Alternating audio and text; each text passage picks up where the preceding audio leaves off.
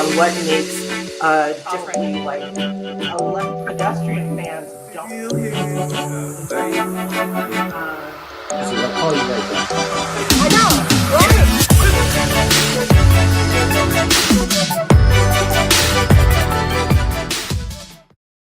Welcome to today's Chat and Chill. This is Tyra Martin. I'm your host. We're preparing for Christmas, as I'm sure you are in your home. So thank you for taking a little time out to join us today. I haven't eaten yet. I'm hungry. I assume everyone else is. And one of the favorite times to join with family and eat the things that are so familiar to us is the holidays, obviously. So today, that's what we're going to talk about: food and holiday traditions and the things that make us feel like Christmas and home, or however you celebrate this time of year. So first, I'm going to bring in a familiar face, Daria Reed of Cake Planet, who also is one of the producers and our tech guru here on Chat and Chill. Hello. How are you? Good to see you. Good. She's going to join us for the conversation today, as she's a better cook certainly than I am. And we are going to together welcome Chef Ken L Polk. He's going to join us. You know him from Batter and Berries. Certainly, if you've had a decent pancake somewhere along the way, it probably came from there. He also does his own catering and is a food historian, certified foodie, I believe is the way he describes himself. Welcome, Chef Ken. Hello. Hello. And we've added an orange hat. The signature. I always have on an orange hat. I feel like if we leave you and come back, there'll be something else orange. No, I'll just turn it around. It'll be turned this way. That's great. How are you today? I'm wonderful. Fabulous, darling. How are you? Good.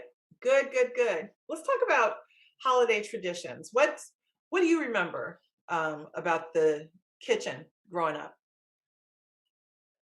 I remember growing up, well, my father was a hunter. And so around this time, we would have some things left over from whatever he hunted.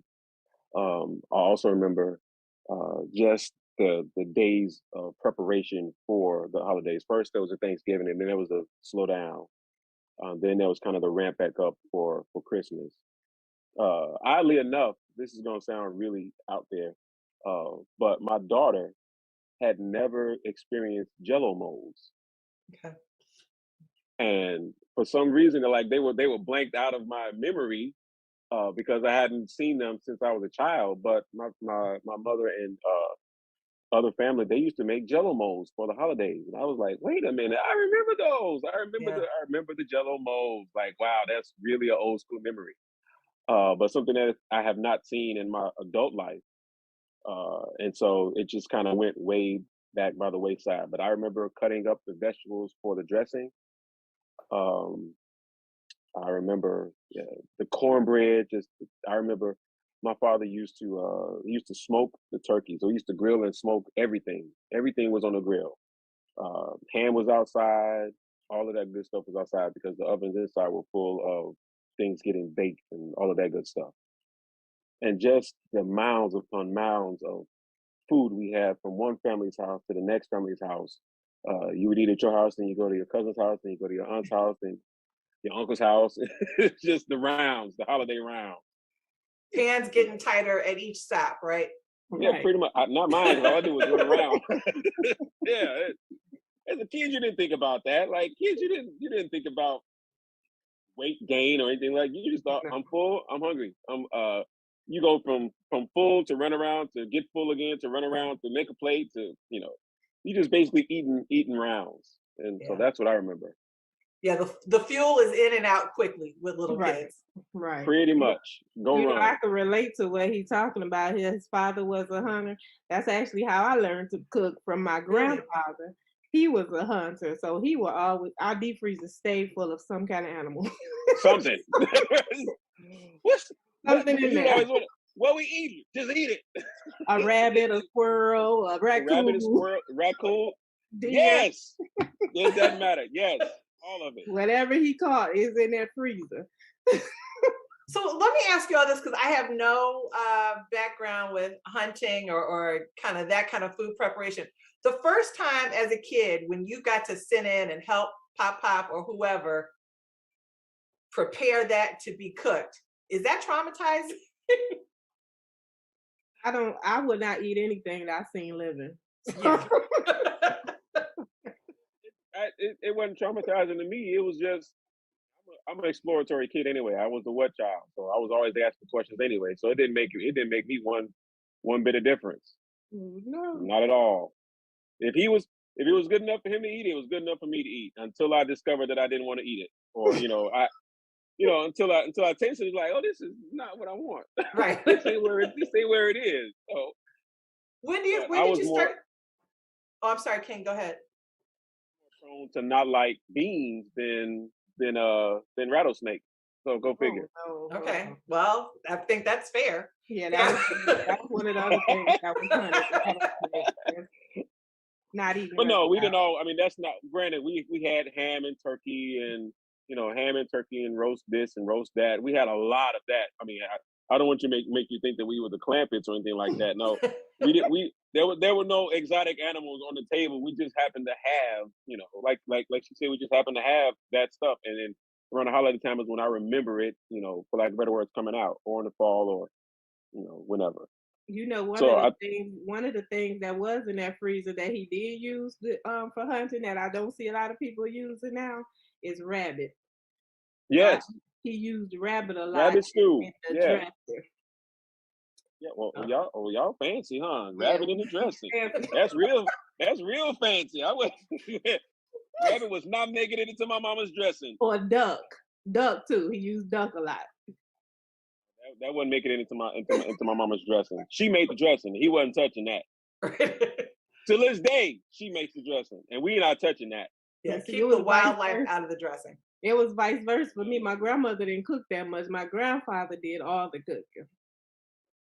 Well. Yeah. Ken, when did you realize that you wanted to cook professionally? Professionally. A funny story. I didn't want to cook professionally. I was actually cooking since like fifth grade. Yeah, since fifth grade. My neighbor, who was a former naval chef, rest his soul, Melvin Hartfield, former naval chef, started a catering company. And so he lived 2 doors down from us, and he was one of my father's best friends. And so I would always cook with him and or my dad. My dad was a neighborhood mechanic, so I would always make the sandwiches for whoever came through. But I wanted to be an architect. I don't want to be. I wanted to be a race car driver and an architect because there were no race car drivers when I was growing up, not black ones. Right. So with that said, architecture was where it was going to go. So I was actually studying architecture, but got to work, and so every job I've ever had has been related to food. Interesting. But it didn't dawn on me. And so when I was in high school working at Target in Food Avenue, yes, Target, ooh, it's working at Target. My managers, 3 of them in a row, was like, you know what? Probably consider. I was like, nah, I'm gonna be an architect. Took my little happy self down to University of Illinois with my brother and sister at the same time. And that didn't work out because the way my brain is wired, I'm one who gravitates towards things that are instantly gratifying, like cooking. Mm. And so once that didn't work out, my mother's like, I'm gonna take you down to this culinary school and see how it works. And once they put that knife in my hand, and I still have that knife, I still have my very first knife. They put the knife in my hand, and they first thing they put in front of me was in 101. First thing they put in front of us is onions and peppers and celery. Where have I seen this before? Same ingredients for dressing. Yep. Bada bing! Ta-da! Like, So where's graduation? I'm done. Right? Yeah. I'm like, Right. so, ran through that, and it's like, what's next? What's next? What's next? I was like little Spike from that's my boy. Like I was just happy to have a knife and happy to be in a place, and next thing you know, soaking it all up. And that was 1995. Okay. Yep. And it was it was it was then that I was like, okay, maybe this might be it. This might be where we're going. I still didn't have a clue what I was going to do. I still didn't necessarily want to do it. I was like, okay, I'm gonna do this, get this associates, and then go back and get my bachelor's and go back to architecture. Yeah, well, I have not stepped foot back into into architecture, and I've been all around the world cooking and making people happy and building plates and building flavors. So I took what I learned from architecture and landscape architecture and brought that into building flavors and all of that good stuff with culinary. That's great. So I would have to Here- say, yeah, I was forced into it, but it was great. Daria, when did you decide that cooking was more than a hobby?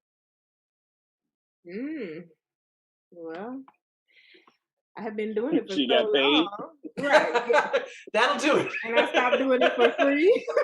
Yeah, when she like, wait. Like I'm making all this food for people and nobody's paying me. So I'm not adding up here. So I just decided to make it a business about 12 years ago, but I had been doing it forever. So I might as well get paid since I'm doing it. But there's a lot of people though that are doing things that kind of, vacillate between, oh, I don't want to charge people for something that I like doing anyway, or I would make this for them anyway. And this is a question for either of you. When did you decide, I should be compensated for this talent? And even though it's a passion, I can still get paid. For me, that was about 2009. Was it just the work that you were putting into it? No, it was just because a lot of people kept wanting it, and I'm making it. I mean, I would cook. I could right now if I open the refrigerator and freezer, I'll cook until there's nothing left in there. But that's what's up. That's what I'm talking about. I cook until somebody says it's time for you to go sit down. Like, are you crazy? Why are you still cooking? Why are you still cooking? Why are you still cooking?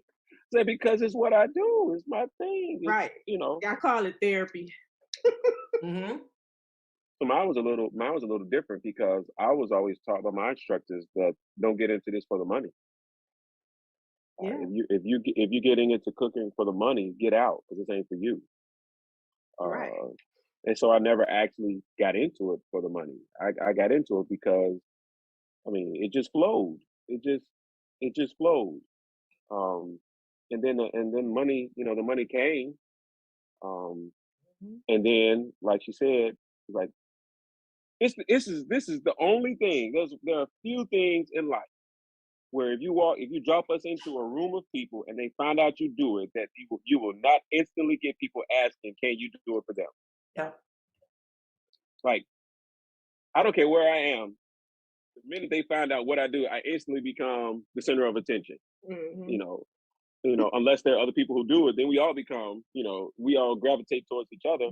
But otherwise, it's like, ooh, and then there's the if they find out that you're a cook or a chef or whatever the case might be, whether you were just Joe Blow beforehand, now you become the instant food critic. Everybody looks at you like, what do you think? What do you think? What do you think? I think I'm hungry and I want to eat. Like you. When you bite into somebody else's food, everybody looks at you. Well, so now let me ask you this: how often do you lie? I don't. So you'll tell someone this is too salty. Yeah, I don't. I don't tell anybody anything unless they ask.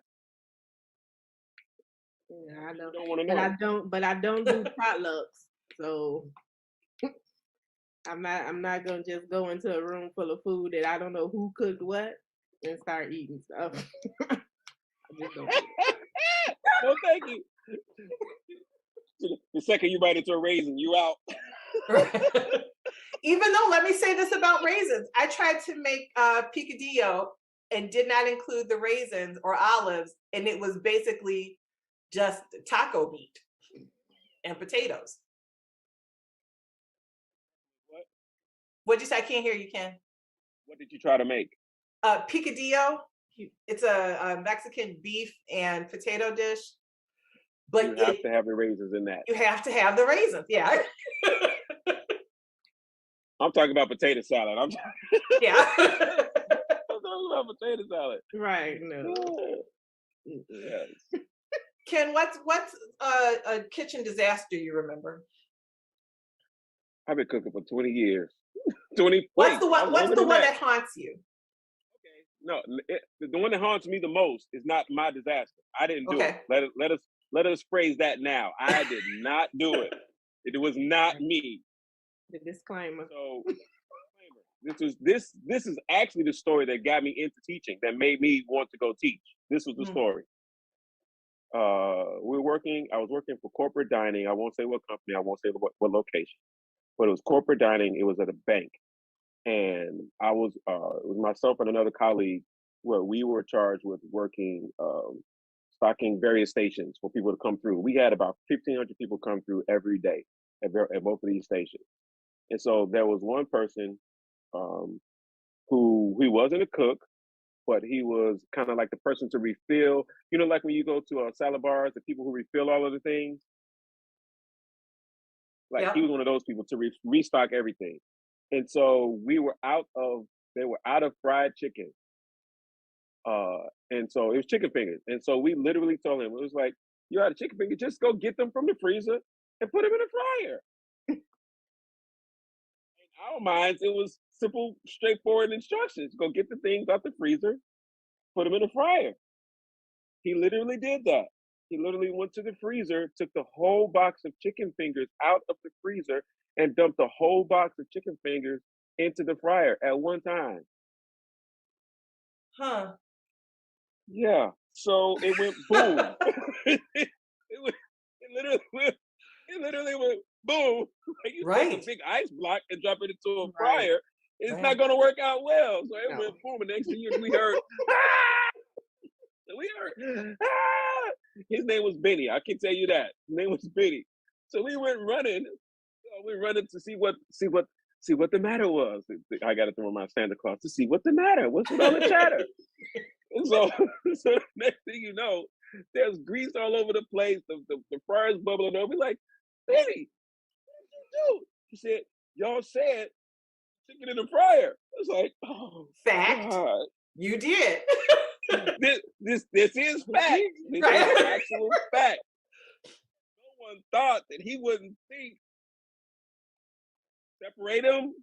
No, nothing. He just dumped the whole thing in the fryer. I was like, oh, the horror. That is the story of the worst thing that I've ever seen in all of my years of cooking, of a horror story that just went, I can't believe you didn't have enough. I can't believe you did that.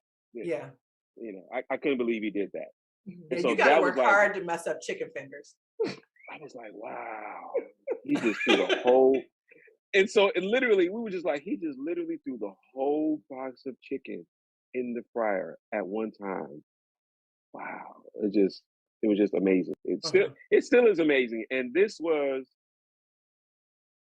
21 years ago. And I remember it like it was clearly yesterday. Yeah. Yesterday. Wow. So that's the kitchen disaster. That's a good one. That is a good one. Daria? Wow. I know you got a cake story. Cake blew up. Something. Yeah, it's a cake. Because like when you do a cake, if something happens and you like out of luck, the cake is gone. So I'm transporting the cake. Transport. Oh, not the transport. Transporting the cake. I'm sorry for you. Person driving hit a corner too fast. Oh. And the cake hit the corner fast too, huh? The cake just went. So you turn back. Gotta go back. I gotta figure out how to fix this cake because it need to be where it gotta be in 30 minutes. So basically, I had to redesign the cake. Redesign. This is the upgraded version. We went with a different design.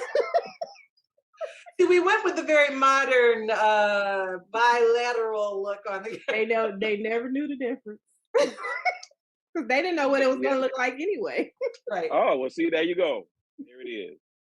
Stick some fruit on the side and call it. Right. Good thing for props. Put Right. She pulled a Cliff Huxtable. Right. She pulled a Cliff Huxtable. Claire never knew this was all whipped cream. Never knew. You never knew. Chef Ken, food is such an important part of the Black experience in America, and it's influenced the way our country is considered when it comes to food around the world, outside of our community as well. Talk a little bit about the history of the role that what's traditionally considered soul food, how it's influenced the way we all eat. Okay, so there's a couple of terminologies that people float around. There's Southern, then there's soul, and when we say soul food, it is what we generally most of African American culture is derived from when we arrived in the South and the coasts, and brought those foodways from Africa and the Caribbean, where we were seasoned for months. But when we say soul food, what we tend to think of as things that are stews, things that that the slaves would prepare. They would start preparing in the morning before they went out, and then they would be ready by the time they got back. And so when we think of soul food, we think of things that are very long cook times, very hearty. I would almost venture to say preserved with the amount of salt that was used. Most of it was things, the throwaway or the offal, or when we say offal, we're talking about like chitlins and hog maws and stuff along those lines. So we got very adept. I would say we got very adept, but they also came with us from Africa, the art of stewing and long cook times and breaking down meats that are very, very tough. It's what we did in Africa. So it translated well very over here. But as well as things that were beans, rice, yams. Oh, that was a good thing. I'm going to put a pause on the yam thing because there's a whole ignorance behind yams and sweet potatoes, which are not the same thing. But nevertheless, when we think of soul food, we think of things that are really, really have extremely long cook times, far beyond what nutrition would allow for them to still be nutritious. That's why you say, for example, greens. When we talk about greens, everybody can agree that greens would be a soul food. And if you think about greens, it's a leaf. And I don't know much about cooking, but a leaf don't take 3 hours to cook. Right. Traditionally, salads are not cooked. I'm just saying. I've yet to meet a leaf that's gonna take three hours to cook. Talk about it's not tender. Well, I don't know what kind of teeth you got that you can't chew a leaf. I don't understand it, but of it was the reason why they were in the pot for so long is because people were literally in the field from sun up to sundown. And so that's why the stuff was in the pot that long, not because anybody wanted it to be in the pot that long, but that's because that's where it was. Right. All of the other things that go along with that. Now, if you're going to leave the greens in the pot that long, then if you want any nutrition from it at all whatsoever, then you have to drink the liquor. You got to drink the greens and the liquor because that's where all of the nutrients are. But I digress. And so when we talk about soul food, we tend to think of long cooked times. And I would venture to say, or have to put also a note there, that what our ancestors ate and the amount of nutrition that was in those meals is nowhere near the amount of nutrition that we don't have in those same things today. Right. So anything that they had was way better and more nutritious than anything we have today. Because it was farm to table, literally. Right. Farm to table. That was yeah. Cook it, eat it. Right. Not going stuff on it. Yeah, you grew it. You ate it. That was right. It wasn't even a farm to them. It was just, this is my garden. This is what I ate. I grew up with the farm. most of their friends, they grew stuff in the backyard. Mhm. This notion of, oh my God, I'm gonna stop. Let me stop. Food inadequacy is something that's really near and dear to my heart because I watch tons upon tons of food go to waste, but I didn't grow up like that. My mom used to say, if you put too much on your plate, you got long eyes. Mm. That's an old Southern term. You put more on your plate than you can actually eat. You had long eyes. Right. And so, I learned that's how I learned portion sizing. Well, that's too much. You ain't gonna eat all of that. Okay. And so that's how we learn portion sizing. And to further that point, when I look at the vast amount of waste, it's because people are not connected to producing the food. If you had to clean those greens, chances are you wouldn't waste so much of them. Right. You had to go pick the potatoes, you had to pick the carrots, you had to pick the tomatoes, you had to get that stuff out the garden. If you had to slaughter that animal, I guarantee ain't none of it going in the garbage. So the further we get disconnected from, the food sources, the more likely we are to waste it. I've seen a lot of things as a culinary instructor for 15, 16 years to the point where people were disconnected from chips and the potato that they came from. They thought chips You just laugh. rained They just from the thought they heavens. magically appear. I'll tell students we're gonna make potato chips. They could be like, out of what? These Out of potatoes. Like, these potatoes, we're gonna make some chips out of them. Like, how you gonna do that? Like, or fries, like French fries. Like, I had to break down why they were French, but nevertheless. But fries, like, these don't come from potatoes, they come out of a bag. Really? Oh, yeah. You thought these little things grew out the ground? Have you ever seen a fry grow out the ground? No, dear, you've never seen a fry grow out of the ground. They don't grow. They come from potatoes. See, but Okay. these are people who grew up in a house where they got McDonald's all the time. I grew up in the we've got McDonald's at home house. Yeah, make that So, McDonald's burger and the big so there were onions and people bell cutting peppers. potatoes at our house. Yes, I would agree. Going I out see. was a treat for me as well. Yeah, going out was a treat for me. I did not know what an omelet was until I was in culinary school. Really? I mean, like a French rolled omelet. I ain't Sure. know none of. I didn't know none of that. That was like an omelet. They're like, you don't make omelets today. I made some scrambled eggs. Here you go. They're like, that's not an omelet. I'm like, what you mean? That's what my daddy said. To me, there's an omelet. Then I had to learn how to make a rolled omelet and all of this other good stuff. You know, so it's very interesting. Just food. So there's a thing called food ignorance. Sorry, get back. There's a thing called food ignorance.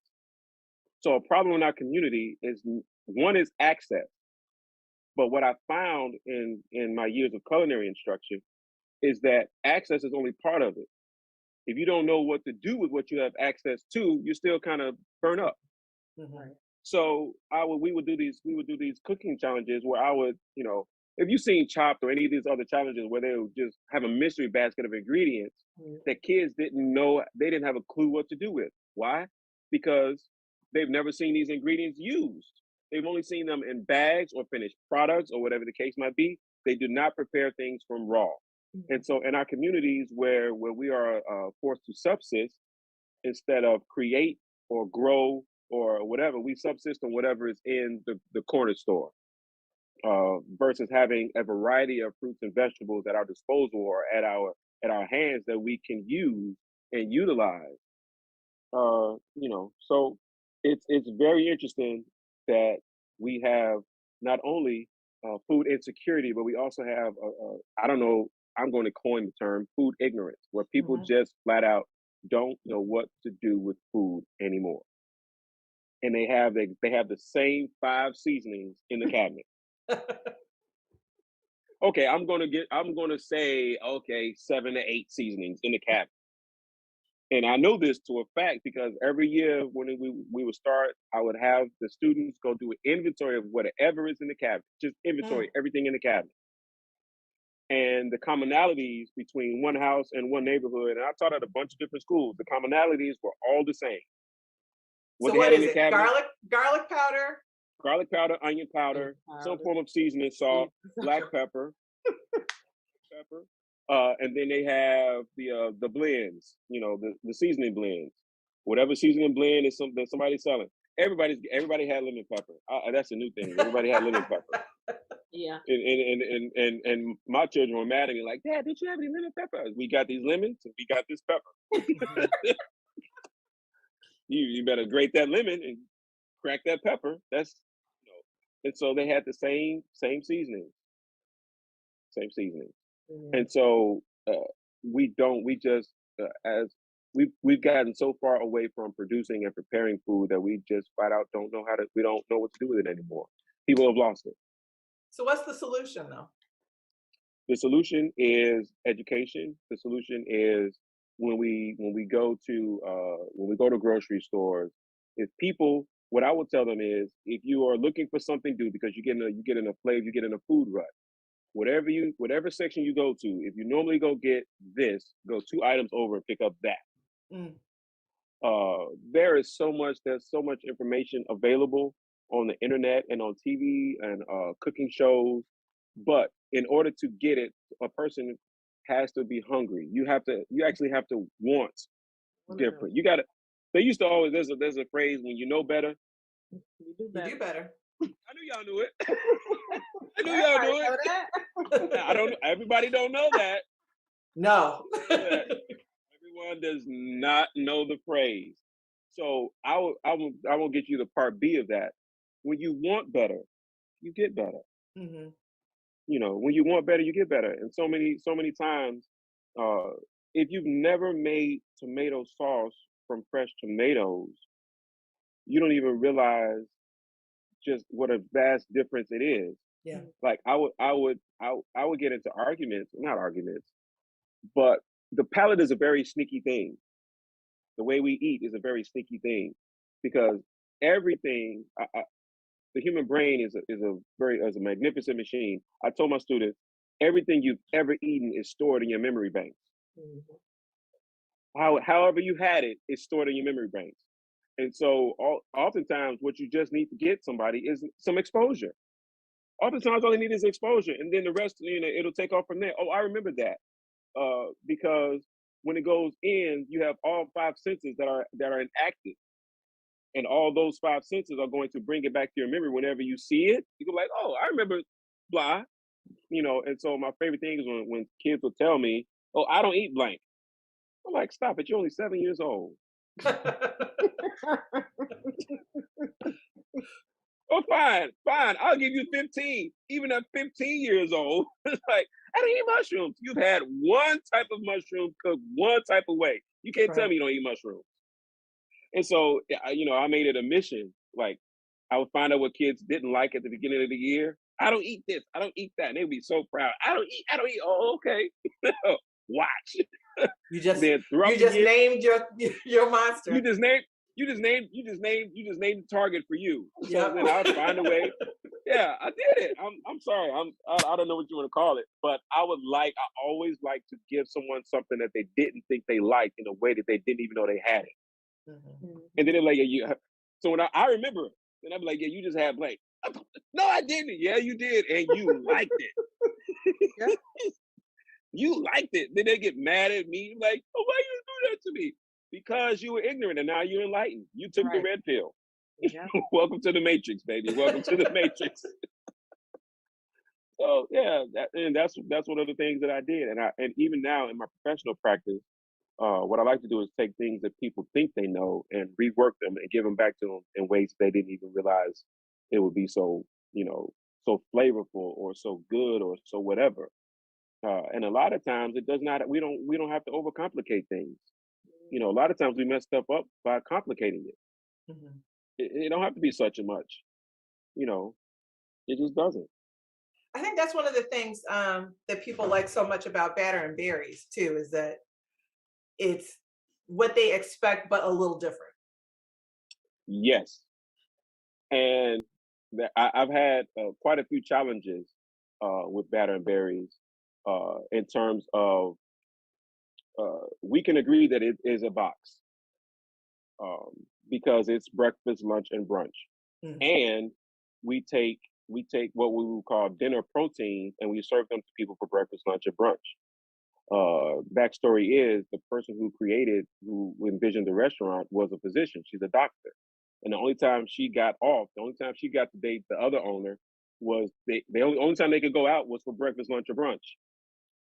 So they would have to, she was like, well, why can't we have dinner stuff for brunch? So that's how we ended up with lamb Right. chops for lamb chops for brunch. But the trick is because my restaurant has been often imitated, but never duplicated. I have to every time somebody else, I don't want to say steals it, but yeah, steals it. Every time somebody else takes the idea and tries to use it, I then have to reinvent it and make it better. Mhm. So it's interesting because 25 years of cooking and I've been to every culinary school in Chicago. Mhm. Literally, French pastry, Joliet. I've been to all of them, so I know a little bit about cooking.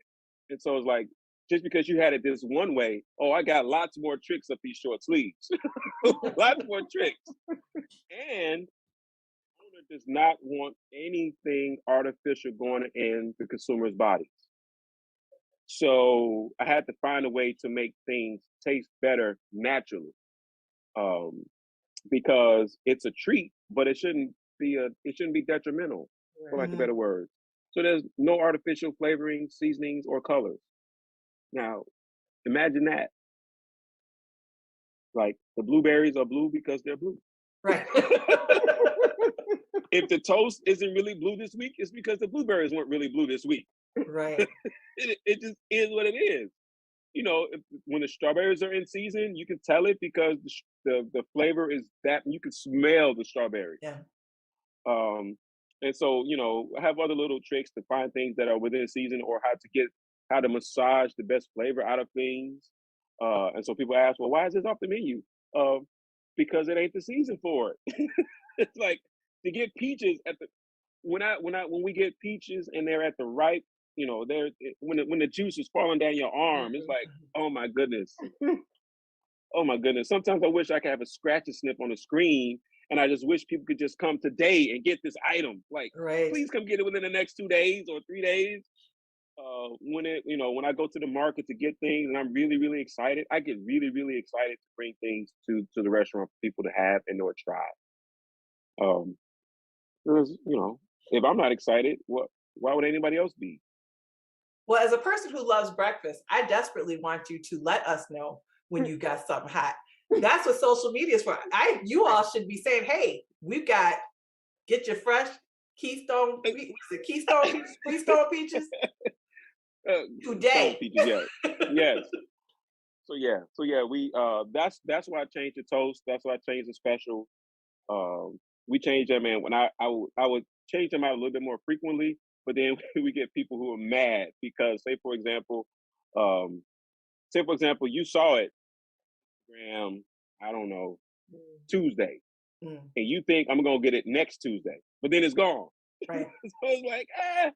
So now, because of the pandemic and we know people don't travel like they used to, we keep things around a little bit longer. I be trying to crank them out just like that. Like I get tired of stuff. Like I get sick of seeing it. Like I'm over it. I want to see something else.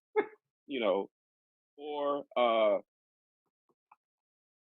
we have a smothered. Right now I have a smothered chicken on the menu Oh, because it's smothering season. It's Cold it's outside. smothering season. Like it wasn't until I got to culinary school that I found out this established word that I like to say, fricassee. I'm like, oh, that's what granddad did with the rabbit. It was a fricassee when he put it in gravy and oh, it was a fricassee. Mhm.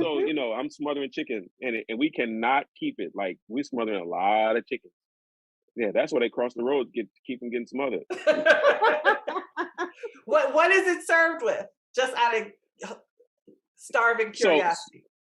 so we take the chicken thigh and we basically brine it in buttermilk and spices and seasonings and really good stuff, and then we coat it and then we fry it and then we put it in the pan with the smothering sauce, with peppers and onions. I was doing mushrooms. Mushrooms, I really absolutely love mushrooms. But people absolutely hate mushrooms.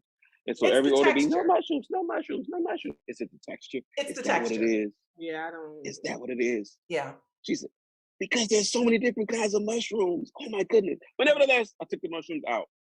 So then we let it smother, and then we finish it over an omelet that's stuffed with cheese, and it goes with the cheesy potatoes, and oh my goodness, oh my goodness, it is just goodness on a plate. It is just goodness on a plate, and it's fighting with lamb. The chicken and the lamb, they are fighting. Oh, wow. I didn't know we had such a thing for rack of lamb, but we do. We absolutely have a thing for. We got racks on racks on racks, and they come and get them. People are so into lamb right now. I don't understand. They are into lamb, and I don't know if it's got. Mary should know. Mary's little baby. She should know. What is Mary, the did you know? fascination I don't with think she lamb? Well, and it looks fancy. It looks like like you spent a little money. No, okay. Yeah, that's what it is. And here's why I know it is absolutely visual, because Yeah. when I do lamb T-bones, nobody wants them. Mm-hmm. So but the people who know about lamb T-bones is like, ooh. It's like giving the choice between filet mignon and a T-bone steak. People who don't know meat go for the filet, but people who know meat go for the T-bone. Because oddly enough, the filet mignon is the least flavorful part of an entire beef, of the entire cow.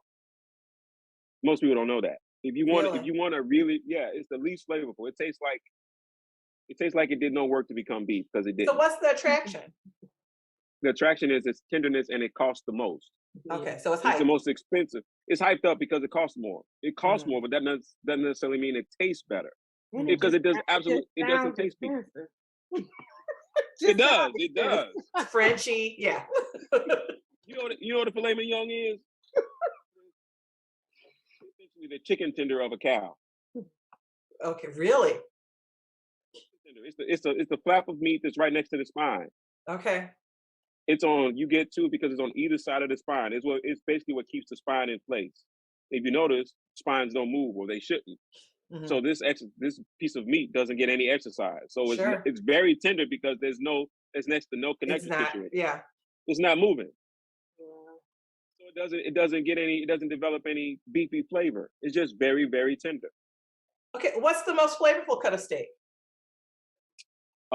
If you really, really want the most flavorful cut, you have to go down to under the belly.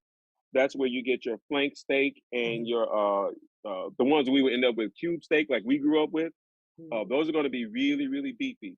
They're going to taste really, really meaty. But then when you get to your New York strips and those kinds of things, they're going to be very flavorful as well. But the more connective tissue, like your flank and your skirt, really, really meaty flavor. Right. All right. So as we start wrapping up and people are headed out for the last weekend shopping before Christmas, give me something for the people to get. What's something different they can put on the table this year? Something different they can put on the table this year. Oh, this is going to be real funny. Try yams. Not sweet potatoes. Seriously, try yams. Sweet potato, yam. Try. They are two totally different species, two totally different creatures.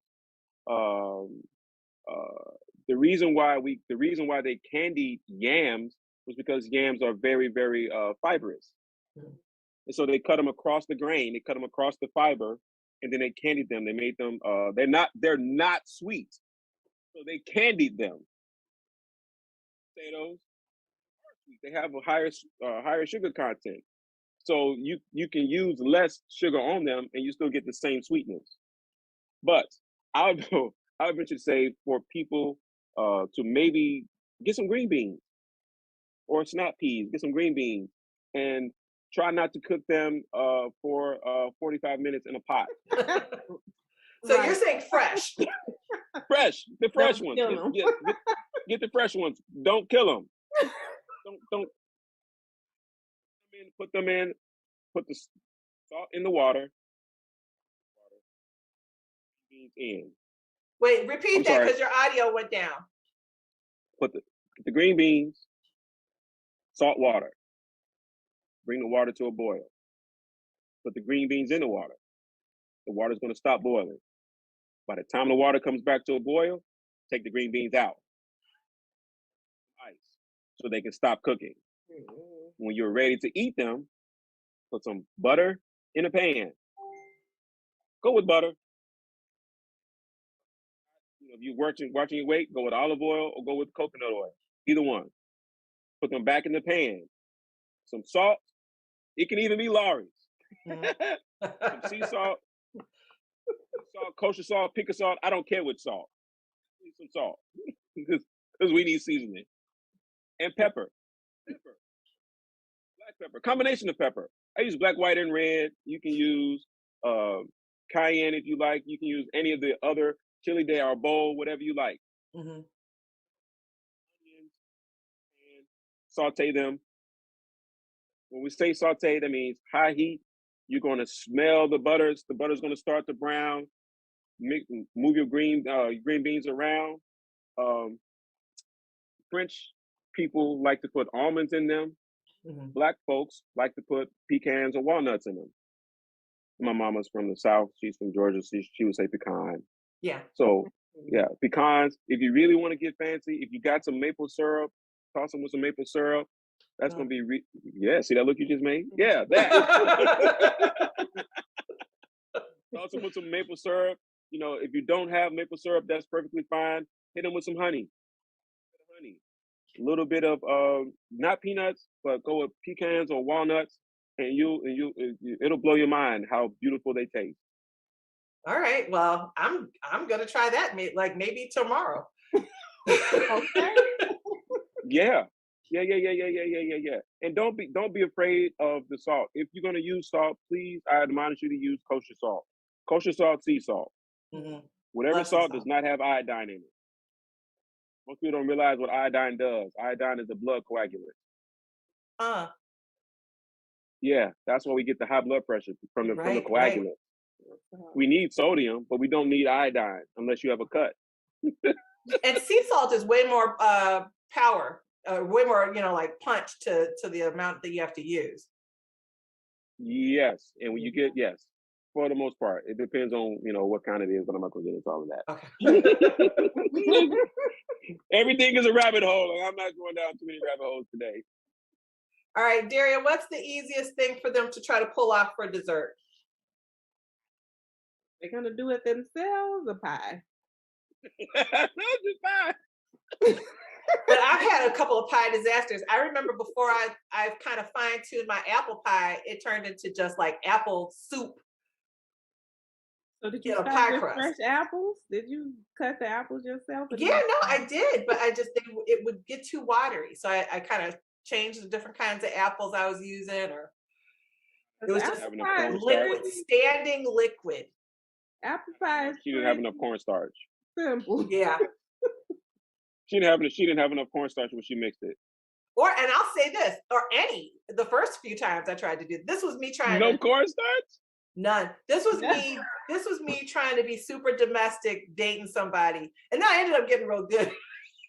But the pie, it was so cute. The crust was so cute. I had cut out like a little apple shape on the top, and little leaves. Messed up the whole.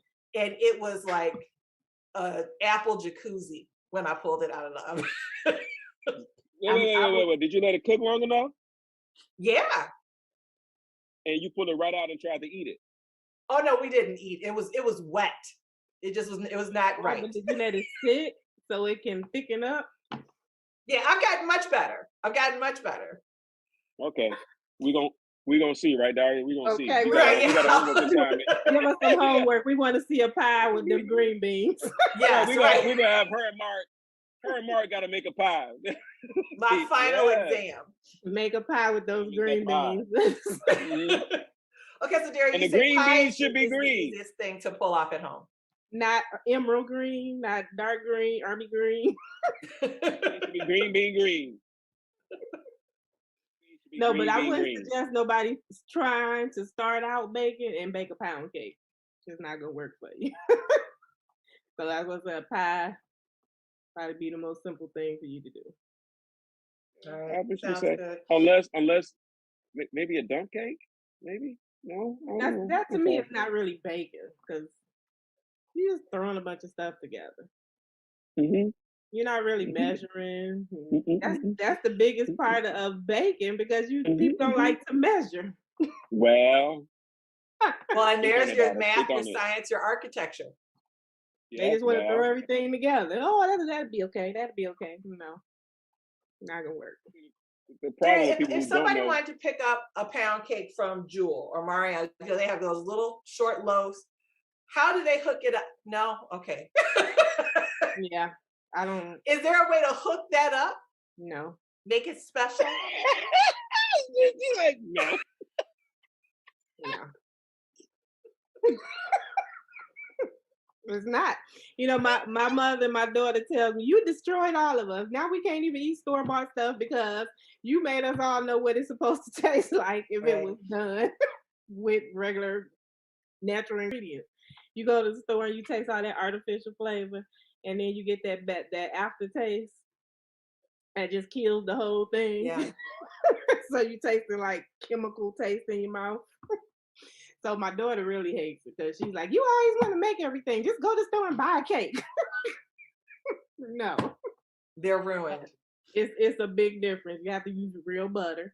And I always use unsalted butter for everything and put the amount of salt that I want in it. I don't use salted butter. So that's one of the things I just keep here. Well, all right. Well, I'm good and hungry now. So thank you. Ken, where can folks find you?